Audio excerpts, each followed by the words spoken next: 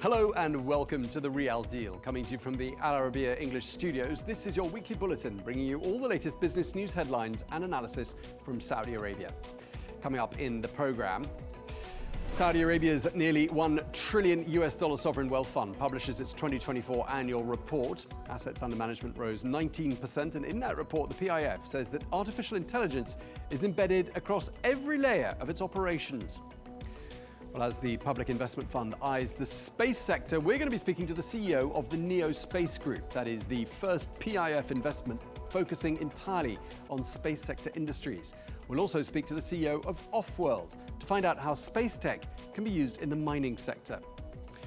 And right across the region, temperatures have been hitting the 45-degree mark, even 50 degrees centigrade in some places. Well, with streets often empty during the peak heat hours, we ask, how does this affect businesses across the kingdom? Hello and welcome to the programme. First of all, the Public Investment Fund has just published its 2024 annual report. Well, the PIF, of course, is the key vehicle for efforts to reshape the Saudi economy and reduce dependence on oil. And it is one of the world's biggest state-backed investors. Well, according to that report, Saudi Arabia's sovereign wealth fund deployed nearly $57 billion across priority sectors last year, and assets under management rose 19% to $913 billion as of the end of 2024. Well, as well as announcing those key results, the PIF also stated that artificial intelligence and automation are now embedded across every layer of the PIF's operations. Well, I'm here with Ali Raza, the Chief Investment Officer of Haytham and Company. Ali, great to have you with us. That PIF annual report came out on Wednesday. I'm going to ask you in a second about the comments they made about AI and automation. But just with regards to the numbers and what the report says, what stood out for you? Tom, first of all, great to be here.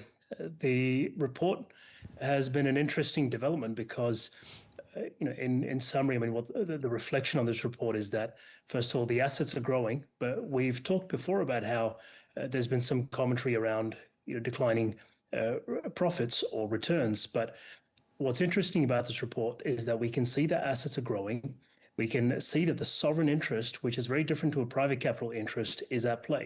We have to remember that the PIF has invested into many industrial platforms and strategies which are really intended to be, 100-year-long plus plays, right? So there are nearer term impacts and benefits, but these are also industry and economy defining, nation defining initiatives. And the report very much is reflective of that.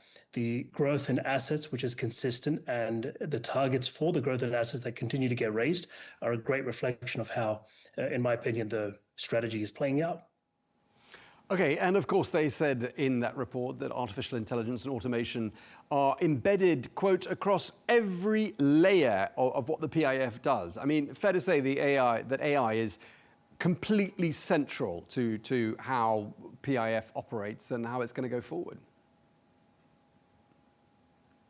Absolutely. I mean, Tom, where in the world is AI not taking center stage as a conversation?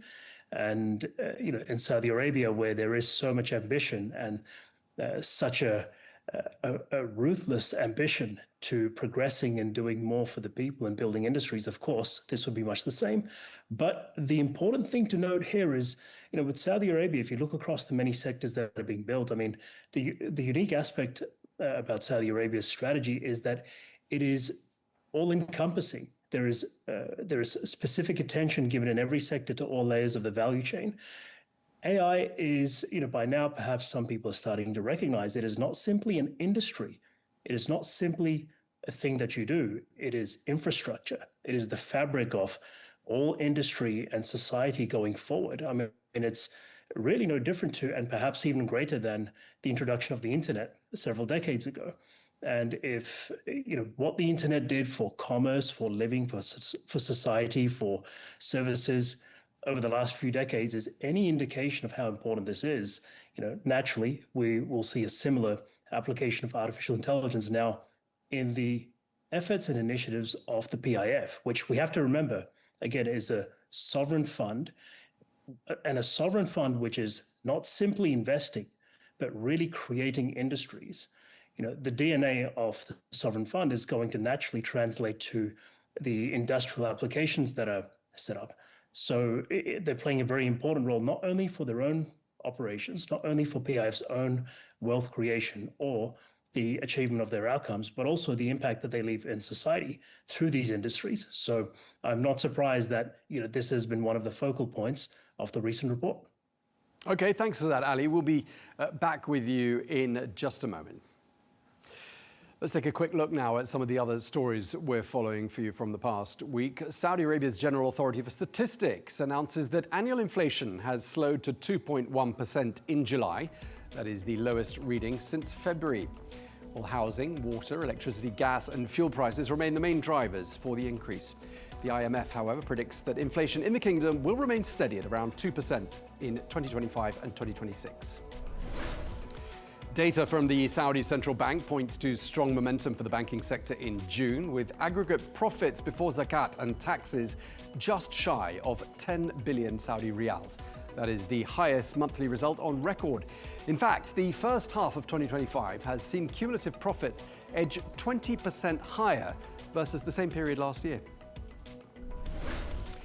Saudi Aramco has signed an $11 billion lease and leaseback deal for midstream gas processing plants at its Jafurah field. This deal, with a consortium led by BlackRock, will see the formation of a new subsidiary called the Jafurah Midstream Gas Company, in which Aramco will hold a 51% stake. In a deal worth more than $3.2 billion, the Kuwait Authority for Partnership Projects signs contracts with Saudi Arabia's Aqua Power and the Gulf Investment Corporation. This for phases 2 and 3 of the Al Zour North power plant in southern Kuwait, which will produce some 2.7 gigawatts of power and 120 million gallons of water per day. Well, construction is set to take around 3 years.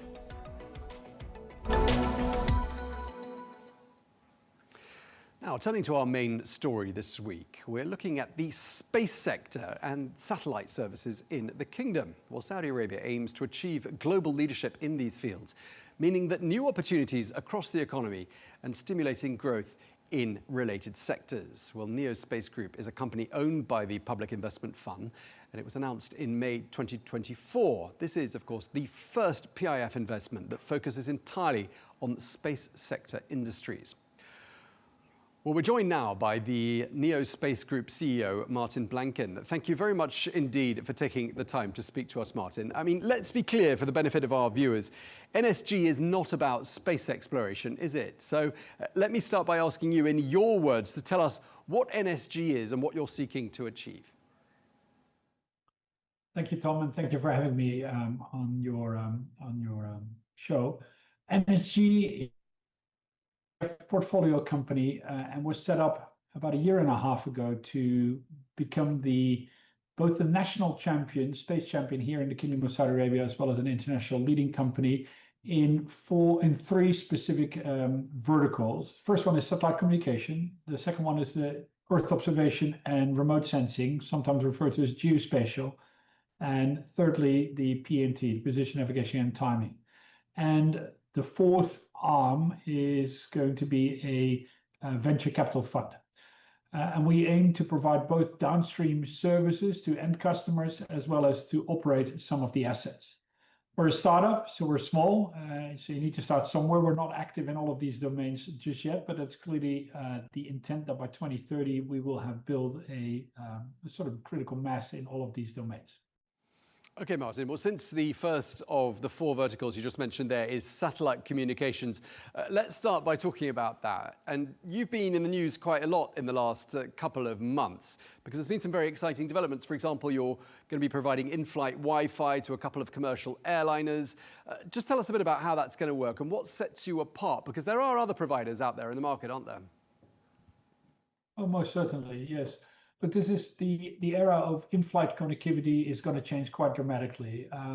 Right now, most people who have experienced any form of communication facilities whilst on a commercial aircraft are able to send a text message or receive a WhatsApp message, but that's going to change dramatically where it will be quite common just to pretty much do anything that you would do in your office or at home. What the NEO Space Group is doing, it provides a very compelling end user experience by providing a traffic management platform and make sure that the right form of connectivity is provided at the right time for whatever use case the passenger is interested in at that particular point in time. That means that it's a multi-orbit connectivity solution. It is both GEO and MEO, but it will add LEO at if and when available. But it's not just about the connectivity. It's also the passenger experience. When you log in, it's a seamless login. If you don't finish a movie and you hop on the next flight, you can continue where you left off. You can downstream your own Netflix if you choose to do so, or you can choose the entertainment or the commercial, the merchandise options of the airline. It's integrated into the frequent flyer programs of these airlines. So it's much more than just plain connectivity. It's providing an all-encompassing user experience to the passengers of our clients. I mean, Martijn, it really sounds like you're shaking things up. I mean, this isn't new technology, is it? Because, I mean, in-flight Wi-Fi has been around for about 25 years now. But up until now, the experience hasn't been amazing on every airline. I think it's fair to say that the process is quite frustrating. Even sending a WhatsApp in flight can be pretty slow. But what you're saying is that NSG is changing all of that.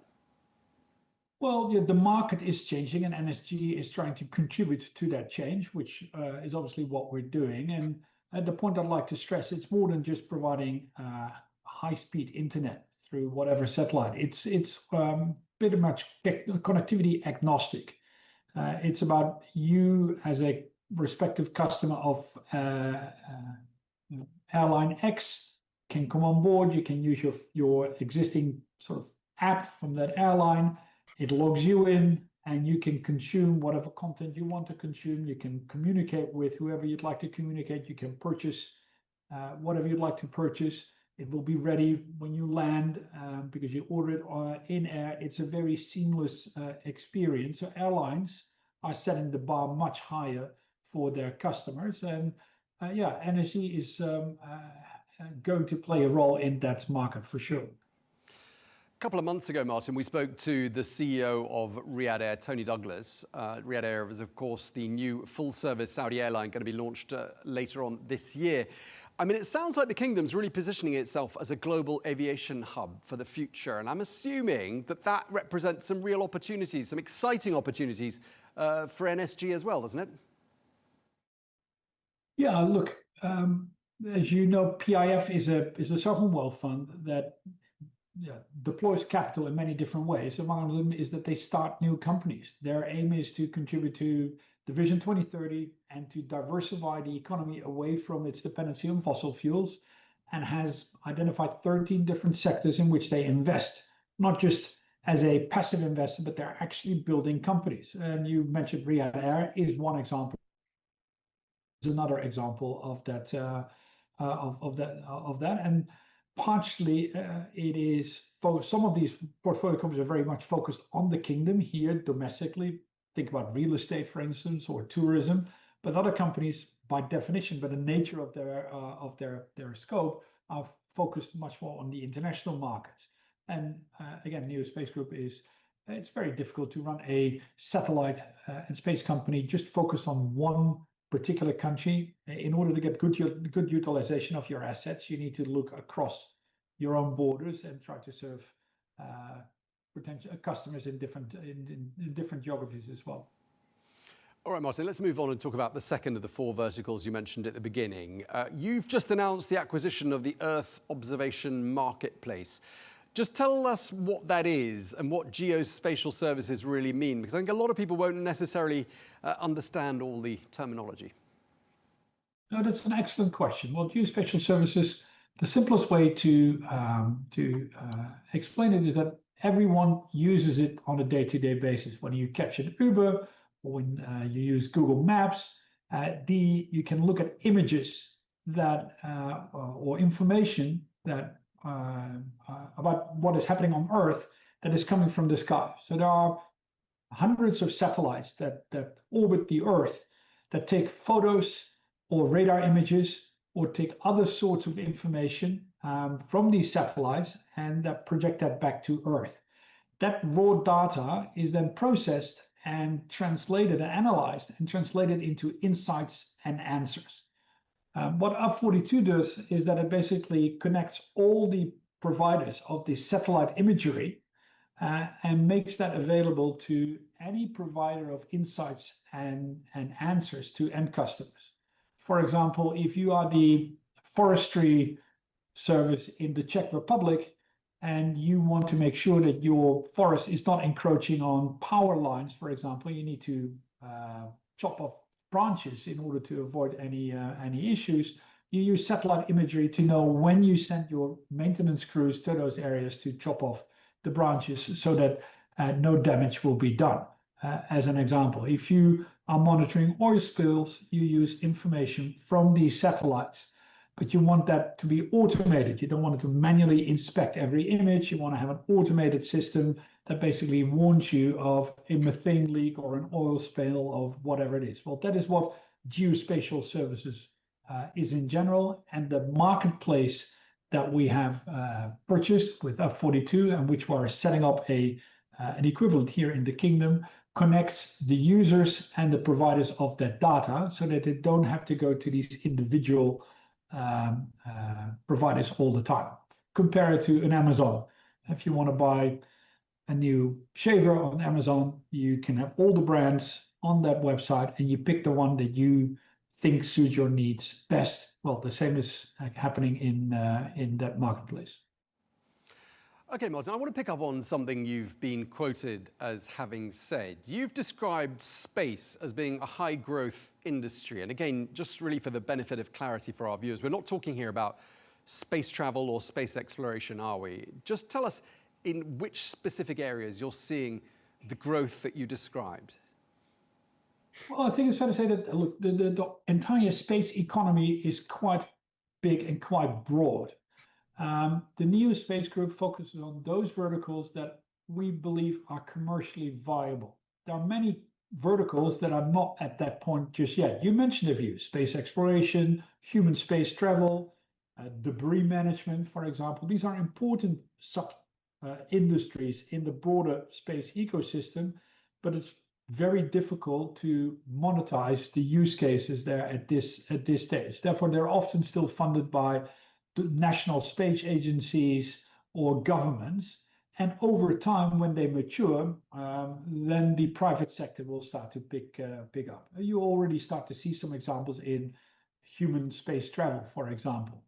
Although you could argue being in space for 10 minutes whether that is really equal to space travel, but that's a completely separate matter altogether. But I think most people would agree that in the next couple of years, it will be possible, if you can afford it, to spend a couple of days orbiting the Earth in a space station.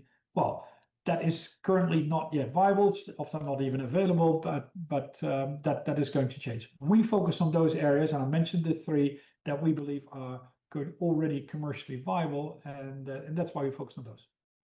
Okay, I want to get back to something you were saying a little bit earlier on about how you support Vision 2030 as an organization, in particular, the acquisition of the Earth observation marketplace. Again, your quote is saying that, we support Vision 2030 with that. I want to know how you support Vision 2030 and how, more broadly speaking, NSG aligns with that vision.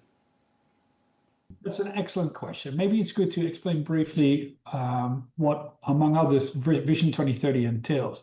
As most people would know, is Saudi Arabia is very dependent on fossil fuels. It's decreasing, but still it provides a significant part of the overall economy.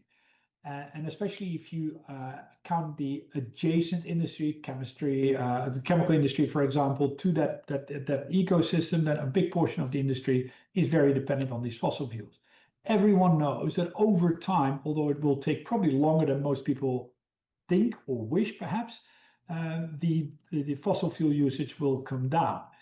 That gap will need to be filled, and therefore Saudi Arabia is investing in new industries. The second dimension to it, for instance, Saudi Arabia is already a big user of many satellite services, whether it's satellite communication or, for that matter, geospatial and Earth observation services. But currently, let's say 97 cents in every dollar spent is leaving the kingdom and is going to go somewhere else. What they're trying to do is sort of kill two birds with one stone. One is reduce the dependency by building on fossil fuels, by building a new industry, but also keeping some of that money in the country, which creates new jobs, which builds new expertise, and it builds a whole new ecosystem. Well, when we buy, as an example, Up42, which is a German company, we use that technology and set up a mirror of that platform here in the Kingdom of Saudi Arabia, and it creates new jobs, and it helps to facilitate a new ecosystem that just isn't there. There is no such thing here in the kingdom that connects all the buyers of geospatial data and all the suppliers together. People who do want to buy it have to go to these individual providers and go through quite a clunky and suboptimal user experience. We're fixing that problem, and in doing so, we contribute to the Vision 2030. Okay, you've been saying that you're basically a startup and still quite small, but as you expand and you look forward, you're going to need talent, you're going to need good people. So let's talk a bit about that. Has Saudi Arabia got the right people you need? Has Saudi got the talent pool you need in your sector, or are you having to import it? Well, look, the answer is a bit of a yes and no. So it is very clear that Saudi Arabia does not have a long history in the space domain, like France or the United States or Italy, for example, or the United Kingdom. So to that extent, the talent pool is a bit more shallow compared to those countries which have a bit more history. At the same time, Saudi Arabia is a very young nation with very well-educated people. Many of them have had the opportunity to study abroad and also start their career abroad. Some of them work in the space ecosystem, and they're all quite keen to go back to the kingdom and contribute to its vision. So we're hiring quite a few people who have worked for international space companies in the United States or in the UK, or have studied there, and bring them back and provide them a job here to help them to build that company. Part of it is recruiting people from universities and just train them from scratch. And the third source of talent will be foreigners like myself and others who have experience in particular domains that can contribute to the creation of that company. So there's sort of three sort of pools of talent that we're trying to tap into. It's probably fair to say it's not as deep as in some countries, but you need to start somewhere, and the commitment is strong. So over time, it will start to match the other economies, I think. Okay, Martijn, I mean, clearly you're going to be expanding. You've got bold ambitions, and there are some acquisitions in the pipeline. So just let's wrap up by asking you to give us a sense of what's on the horizon. What's on the horizon? Look, I need to be careful what I can and cannot say, but it's very clear to everyone who's been a part of this industry for a little bit of time that if you want to build a successful space company, it's super important that you continue or start serving the defense and intelligence community in that particular country, because they're a big user of these services. To some extent, we're doing that already. In the geospatial domain, we made an acquisition last year of a company that employs roughly 600 talented people who provide answers and insights to a range of customers, among others, the defense and intelligence community.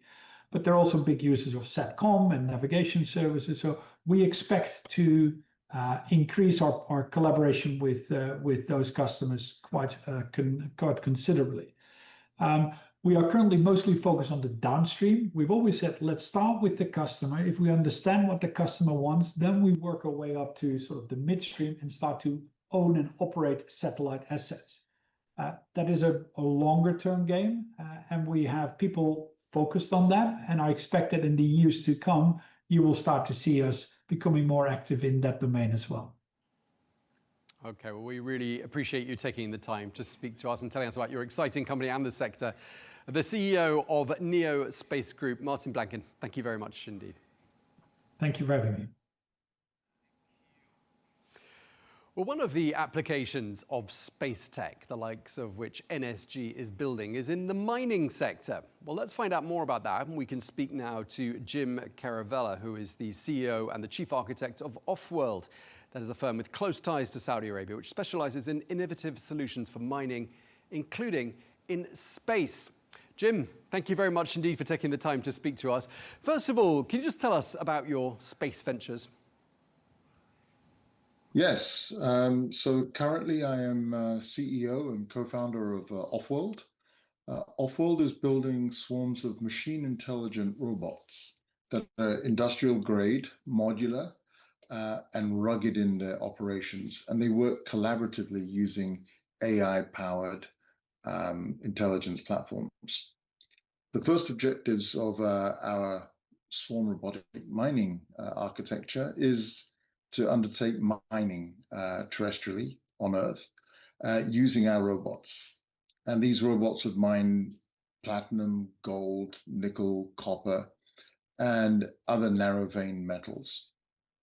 And the value proposition is that we can reduce the cost, environmental impact, and energy used in mining by an order of magnitude and have no people in the mine.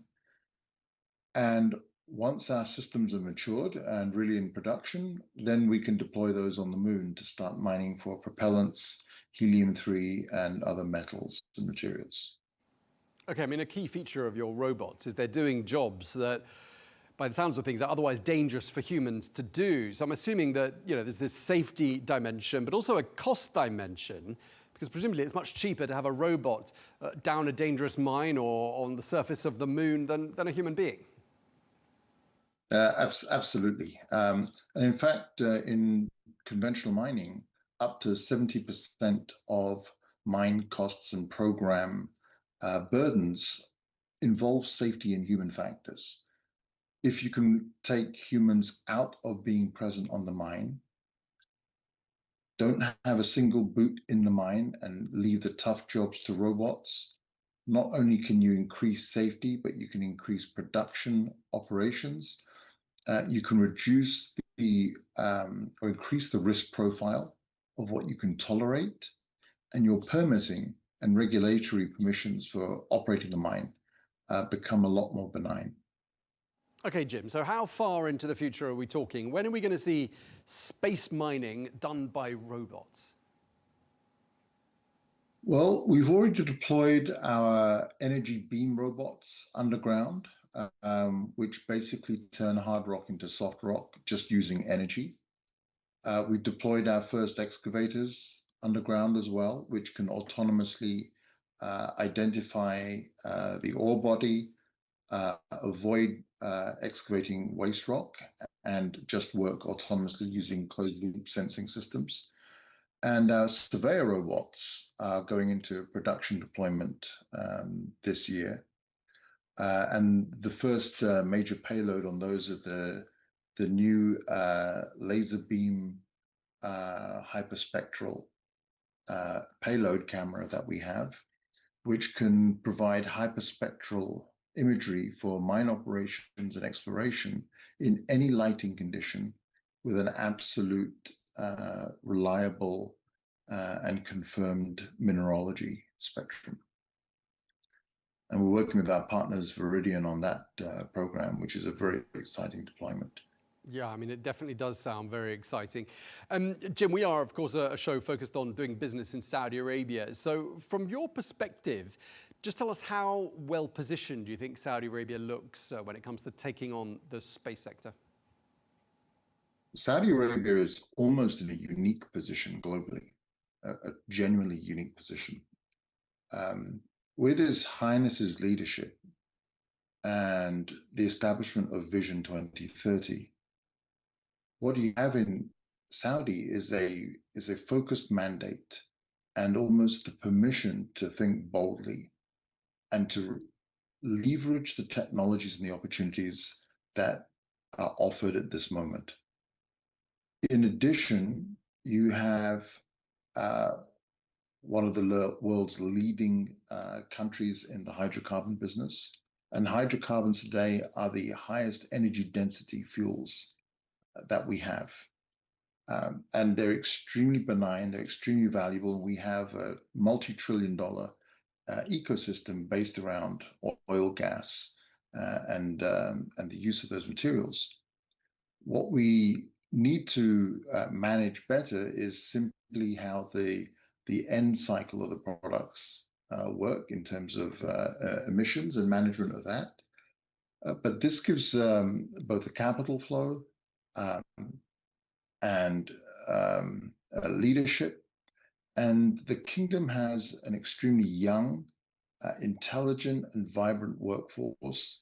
The universities and the technology institutes are world class, and there's a thirst and a vibrancy among the young people in Saudi Arabia to engage in these new technologies in the fourth industrial revolution. You couldn't really ask for a more vibrant and well-positioned starting point to really take the next decades of space exploration and industrialization into the 21st and beyond century. Again, Jim, just for the benefit of our viewers, just help us understand what links your company, OffWorld, has to Saudi Arabia, and also tell us what prospects you think there are for possible partnerships that Saudi Arabia can form in this domain. Jim? Oh, yes. Well, we've worked a lot with Ma'aden, the national mining company in Saudi, and we are expanding operations to establish OffWorld Arabia in Saudi Arabia in 2026 as well. And we're looking forward to working with Ma'aden directly with our first deployments of surveyors. Now, Saudi Arabia has over $3 trillion of mineral wealth so far estimated on its lands. And with the public investment funds investments globally through Minera Minerals, there is much more access as well. So there's a huge potential for engagement. And with our partnership with Ma'aden, we're hoping to build on that, not only in Saudi, but then use that and the developments we'll be undertaking at OffWorld Arabia to build lunar mining and space operation vehicles built on that robust extreme environment autonomous technology. And there is, I have to say, there is a generational difference between the era of space exploration that we have undertaken the last 60, 70 years and the upcoming era of space industrialization and expeditionary vehicles that we will be now building in the next decades. And frankly, no nation has real experience in these new industrial space machines and vehicles. So the game is wide open. And with the kingdom's great experience in oil and gas and its emerging adoption of mining technologies for indigenous and overseas mining, we will be applying this and integrating that technology and know-how for the new space industrialization vehicles and systems that we'll be building in the kingdom, manufacturing there, and then deploying to the moon in the 30s. Sure, and mining is obviously a key pillar of the Saudi economy. That's stipulated in Vision 2030. Just wondering how aligned OffWorld's goals are with Vision 2030, Jim? Yes, I mean, not only is it a fortunate alignment, but it's inevitable because Vision 2030 is built on an extremely sound logic and extremely sound principles. And if you look at the expansion of civilization over the last 10 to 20,000 years, you've always had the fundamental pillars: mining, agriculture, food, shelter, protection, security. Mining is amongst the first requirements of any civilization. When it moves to a new location, when you had early tribes migrating, and as we open up the new frontier and move beyond Earth's atmosphere, into cislunar space, which is the local space between the Earth and the Moon, and then to the Moon. Mining is the very first pillar that we must master in those new environments. And many of your audience today will perhaps listen to this and think sounds like science fiction, and this sounds extremely far off. But I assure you, the pace of momentum of the technology developments, the integration and the augmentation of what we were able to do a decade ago with artificial intelligence, enabling what we'll be able to do a decade from now, will be two different worlds. We are crossing bridges in years that the Renaissance and the Industrial Age took decades and centuries to traverse. And we are doing those paces of development and growth within a decade. We are in truly extraordinary times. And Saudi Arabia is simply one of the few countries that is so well positioned and has the leadership to take that kind of journey forward. Okay, Jim, just before we wrap up, I mean, we've spoken to NSG just now. We track Martijn closely. We're interested in the Saudi Space Commission. Just to wrap up this conversation, are you seeing the makings of an ecosystem there in Saudi Arabia where all these different entities nourish each other? That's a great question, Tom. And in fact, from a technology perspective, when you're looking at the technology pillars of the future, machine intelligence, robotics and autonomy, new materials, quantum computing, and the integration of these forms of technologies with traditional engineering methods of civil, aerospace, and other engineering disciplines, you wrap those up in economic objectives, such as expansion of cities, smart cities, transportation, energy efficiency and optimization, and mineral exploration and extraction. All of those tools and all of those economic drivers apply 100% in the space arena, especially at the industrialization stage. When you look at the economy predictions of the space sector, currently we're a few $100 billion as a global space segment in terms of GDP and revenue generated. Within about 10 years, that's predicted to be $1.5 trillion, and then moving to the trillions in the subsequent decades. All of the space revenue today is basically generated by Earth-facing systems.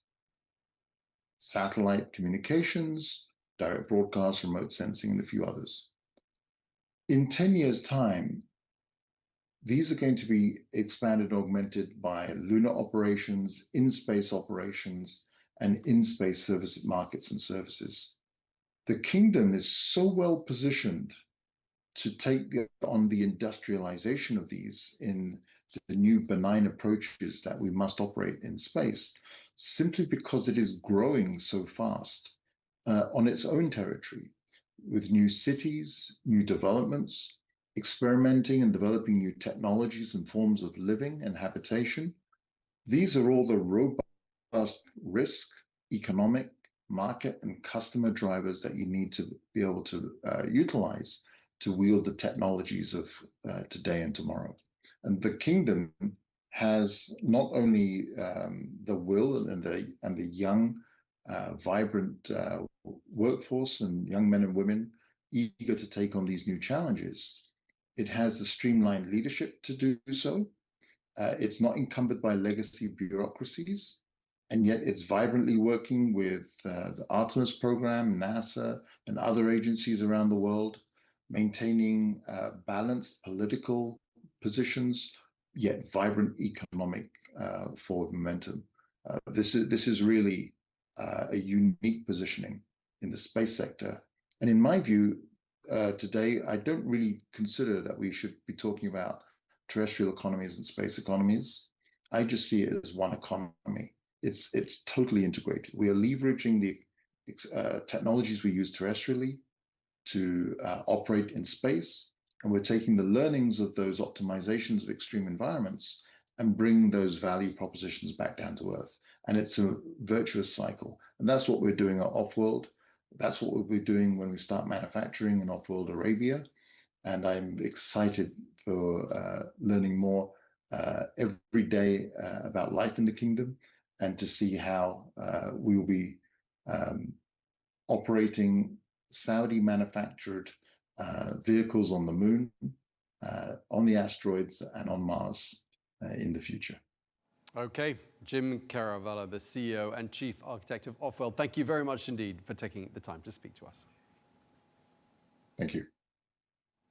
Okay, well, I'm here with Ali Raza, the Chief Investment Officer of Haytham and Company, who's standing by for us. Ali, thanks for listening in with us to those interviews. Let's start by talking about the Neo Space Group interview I did there with the CEO, Martijn Blanken.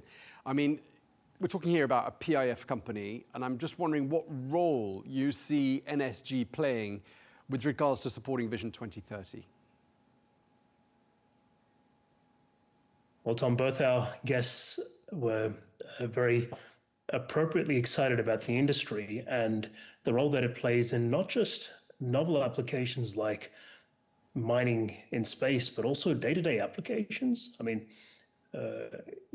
we just heard that even from Mr. Blanken, that even picking up your phone and using Uber to order a vehicle, the simplest applications that we don't perhaps always connect to the space industry are exactly what the near-term commercial application of this industry is. And Vision 2030, we all know by now that one of the main objectives is to diversify the economy and build thriving industries locally. The space industry has implications for so many more sectors than people may realize at times, from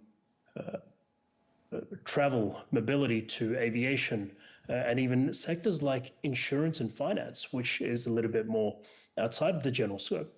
The space industry affects all of this. So Neo Space Group, like some of the other interesting platforms that we've spoken about recently, Alat, Humane, Tasaru, industrial platforms, Neo Space Group is an accelerant vehicle, in my view, and the role that it plays in supporting Vision 2030 is one of industry creation. They are bringing new novel technologies to the kingdom. They are bringing applications which are providing interfacing to industry across the globe. I mean, Neo Space Group, I don't think we heard about this earlier, but they, through their new acquisition, they signed a contract, a customer with Thai Airways, and you can see that the services are already starting to be exported.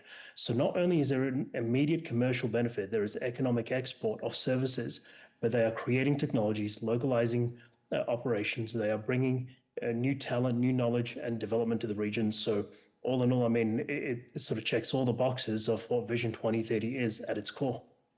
Yeah, and in terms of what Martin was saying, I mean, very welcome news that in-flight Wi-Fi is being given quite a major shake-up by the sounds of things. And Ali, just listening to Jim Keravala, the CEO of OffWorld, who we heard from second there, I just wonder what you make of the link between space tech and the mining sector. Well, one of the comments he made was that, the pace of development, the pace of evolution in technology is beyond perhaps the comprehension of most of us when we think about it on an average day. Technology is growing at a rapid pace, and there's no surprise there. But perhaps we don't have a true appreciation, I think, for the factor of exponential growth that is currently in place. Now, in the mining sector in particular, what that means is we haven't perhaps quite cracked space travel for real life applications just yet, but every aspect of society is dependent on minerals and resources, and to extract minerals and resources is quite an effort, quite a capital intensive effort, quite a resourceful effort. And if they are able to achieve this in space, I mean, through the use of robotics, the amount of development and extraction that can take place, the reduction in human workload, labor that takes place, the safety concerns that are mitigated is just phenomenal. And once again, across all the industrial platforms that have been created by the PIF and in Saudi Arabia, there's often the approach is to look at nearer term commercial applications, which can be perhaps consumed locally or exported, but then also to move further into research and science in order to create a flywheel in which there is value extracted from new invention, new developments, and new exploration, but we don't lose foresight of the more nearer term objectives of economic growth. All right, thanks a lot for that, Ali. We'll be back with you in just a moment. And our last story for today's edition, I mean, this isn't unique to Saudi Arabia, but right across the region, we're seeing temperatures at their highest at this time of the year, sometimes passing 45 degrees, even reaching 50 degrees centigrade in some places during the period mid-June to mid-September. What does that mean on the streets? Well, they're often empty during the day. And if you work in an air-conditioned office, perhaps it's not such an ordeal, but let's spare a thought for people working in bakeries, restaurants, laundries, construction sites, where machinery, ovens, and direct sunlight can mean that the heat is hard to escape from. Ali, I just want to turn to you and ask you, how do businesses adapt to these conditions? I'm assuming there's a bit of a lull, isn't there, during these very hot summer months? Well, I wouldn't say there's a lull. First of all, there is appreciation of the harsh conditions. So between June the 15th and September 15th, there is a bit of a slowdown through the day, and there's a nationwide ban on outdoor work between the hours of 12 and 3 p.m.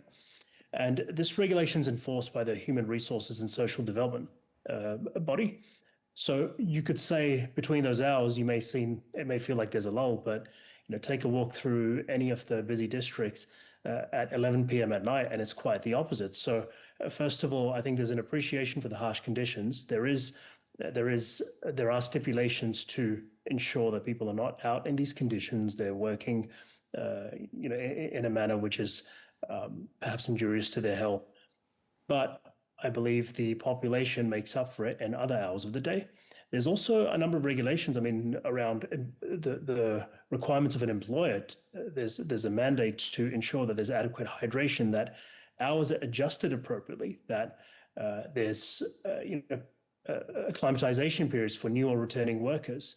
The Ministry of Human Resources actually will utilize the Madad platform to actually ensure that so by monitoring the wage practices, they can ensure that these conditions are being met. So the ecosystem overall, both at the public and private level, is very cognizant of the fact that Saudi Arabia in the summer heat is not the nicest of conditions to be operating in, but there are many stipulations and formal regulations in place to appease a lot of that. Okay, well, thank you very much indeed. Really appreciate that. Ali Raza, Chief Investment Officer at Haytham & Company, thank you very much indeed for your input today. Well, thank you for watching The Riyal Deal here on Al Arabiya English. We look forward to seeing you again next week for more business news and analysis from Saudi Arabia. Until then, bye-bye.